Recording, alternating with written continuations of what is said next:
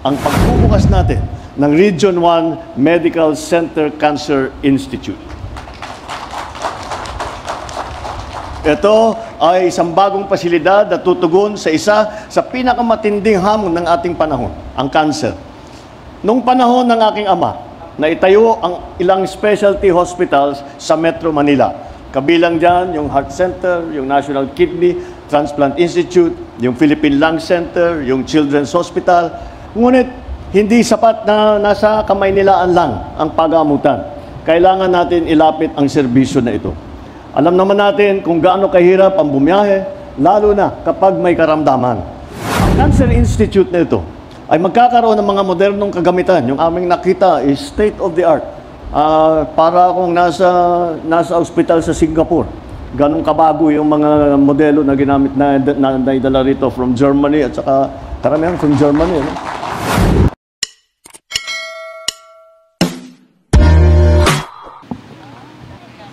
At atong tanagagikira sa Presidente na Republika ng Pilipinas, His Excellency Ferdinand R.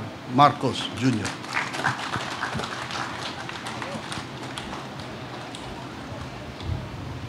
Thank you, Justice Grina, Agrarian Reform Secretary Conrad Estrella. Please be seated. Pangasinan 4th District Representative Maria Georgina de Venecia. I think that's the first time I've called you by your full name.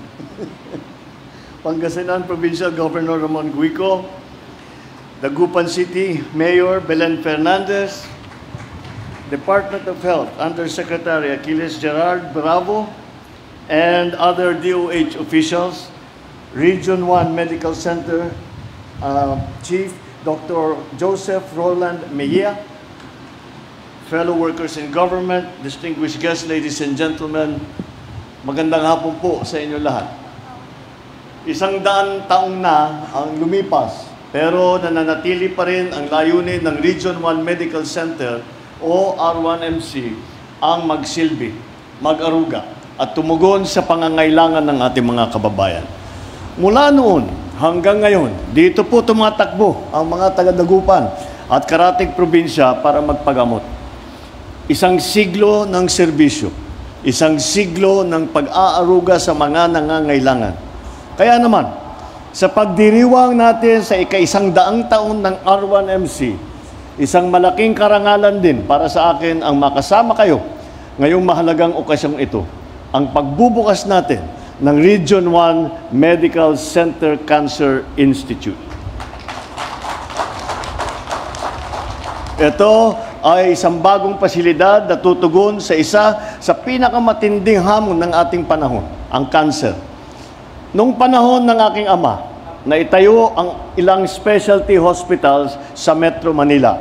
Kabilang dyan yung Heart Center, yung National Kidney Transplant Institute, yung Philippine Lung Center, yung Children's Hospital.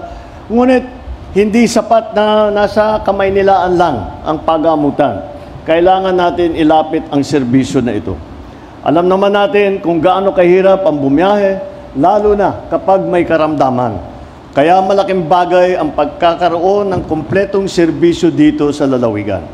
Ang Cancer Institute na ito ay magkakaroon ng mga modernong kagamitan. Yung aming nakita is state of the art. Para akong nasa ospital sa Singapore. Ganong kabago yung mga modelo na ginamit na naidala rito from Germany at saka karamihan from Germany. No? Buti yan, para maraming matulungan. Gumagamit tayo ng lahat ng modernong kagamitan. Katulad para sa radiotherapy, ng nuclear medicine, brachytherapy, chemotherapy at palliative care. Noon pa man, sinabi ko na, kahit anong ganda ng ating ekonomiya, kahit gaano karami ang trabaho o taas ng sweldo, hindi ito nararamdaman ng ating mga kababayan kung may iniindang sakit. Kaya tayo po ay nakatutok sa pagsasaayos ng papalakas ng ating healthcare system. Patuloy po ang administrasyon sa pagtatayo ng DOH Specialty Center. Ito po ay mga unit o departamento sa ospital na may angkop na kasanayan at kagamitan para sa sakit ng puso, sa sakit ng baga, bato, cancer. Ito po ay isang leksyon na natutunan natin nung dumaan tayo sa pandemya.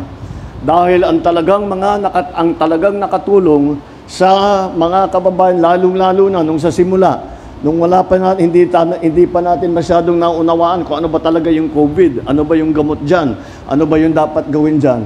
Ang mga nakatulong talaga ay yung specialty hospitals. Kasi kahit na specialize sila sa atay, sa kidney, sa heart, pero sa baga, marami silang na binuksan nila ang kanilang mga ospital at doon na nagpuntahan at dahan-dahan natuklasan natin kung paano gamutin ang COVID nung panahon na yon. Ngunit ang maliwanag na naging leksyon dyan ay sabi namin sa Manila lamang. Hindi naman, paano naman yung nasa labas? Dahil pag napuno na yan, kahit na sino hindi na pwede, tapos yung mga tiga Visayas, yung mga tiga Mindanao, kahit dito sa Luzon, and layo-layo, lalo na nung COVID, ang hirap bumiyahe, paano naman gagawin ng mga nagkasakit?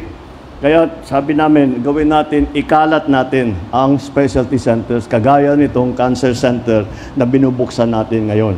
Kaya hindi lang cancer, kung hindi lahat po ng ibang specialty ay gagawin po natin sa mga ospital. Marami pa tayong gagawin para sa cancer. Noong Disyembre, binuksan ko ang OFW Hospital, Bagong Pilipinas Cancer Care Center sa Pampanga naman, upang matugunan ang pangangailangan para sa mas makabagong pagamutan. Ngayon naman, layunin din natin na mas maraming kababayan pa ang mabigyan ng tulong sa hatid ng Cancer Assistance Fund. Ang programang ito ay nagbibigay ng hanggang 150,000 piso na tulong sa cancer patient para sa pagpapagamot at mga diagnostic na test. Paano naman ito makukuha? Dala ang inyong mga medical abstract o reseta o treatment plan. Pumunta lamang po kayo sa isa sa 34 na DOH accredited hospital sa buong bansa. Kabilang na po rito itong R1MC. Sa Maynila, kasama rito ang PGH, hospital na sa PGH at Tondo Medical Center. Sa ibang bahagi ng Luzon, pwede naman po sa Baguio General o sa Bicol Medical Center. Sa Visayas, sa Vicente Soto Medical Center. Sa Cebu, o di kaya sa Eastern Visayas Medical Center naman sa Tacloban. Sa Mindanao, nandyan na ang Zamboanga City Medical Center at Amay Pakpak Medical Center. May nakatalaga pong mga social worker or personnel sa bawat ospital na tutulong sa inyo sa pag-assess ng inyong sitwasyon. Kapag naaprubahan po ng ospital ang inyong request, maaari na pong magamit ang tulong pinansyal sa pagamutan. Nakakalungkot na maraming kababayan natin ang hindi alam ang mga programang ito, kaya hindi sila natutulungan. Si SecTed ng Herbosa ng DOH ay maglalabas ng impormasyon na kumpletong listahan ng mga ospital na ito para lahat ng ating mga kababayan na nangangailangan ng tulong o may karamdaman, alam nila kung saan pupunta at para makinabang dito sa mga programang ito. Inaasahan ko na palalawigin ng DOH pa ang informasyon ukol dito. Sana rin ay bilisan ang pagproseso sa mga request sa Cancer Fund. Siguraduhin alam na agad ng pasyente kung kailan niya makukuha ang sagot niya sa request. At wag na natin patagalin. At maraming nangyayari, nakakalimutan, hindi na naproseso, mamamatay na lang yun, hindi na nagamot. Kaya time is of the essence when it comes to processing those requests.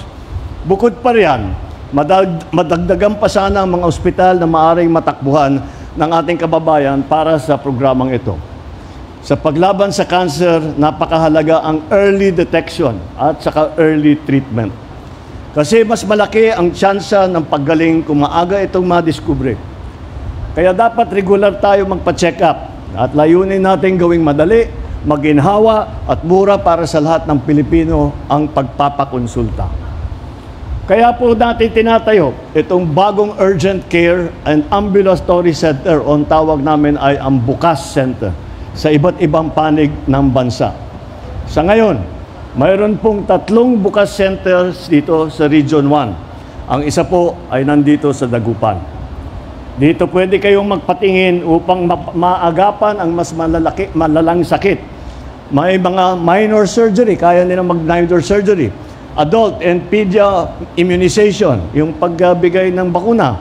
Dental service, iba pang serbisyo nandito sa Bukas Center. At ang nais nating maging 24 hours, 7 days a week itong bukas. Dahil ang sakit, wala namang pinipiling oras.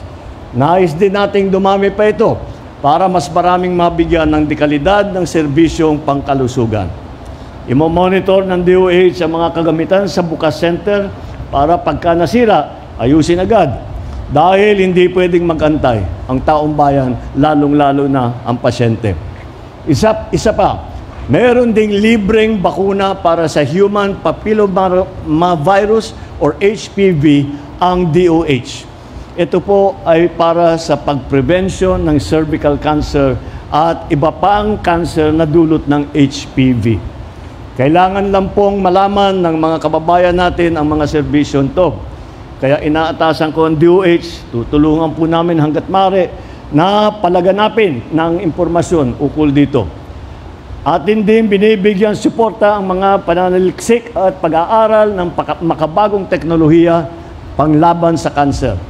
Dahil ang bawat bagong impormasyon o nadiskubring kaalaman ukol sa kanser ay maaring makapagligtas ng ilang buhay. Bago ako magtapos, nais kong batiin ang ating mga magigiting na health care workers.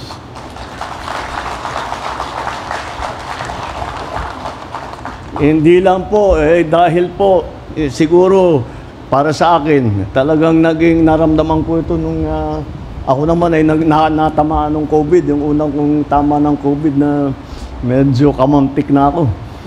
Mabuti naman, talagang I have to tell you, kami mga may sakit, na-appreciate namin yung ginawa ng lahat ng mga doktor, lahat ng mga nurse, lahat ng mga medtech, lahat ng mga healthcare workers, lahat, kahit hanggang sa barangay health workers, lahat kayo.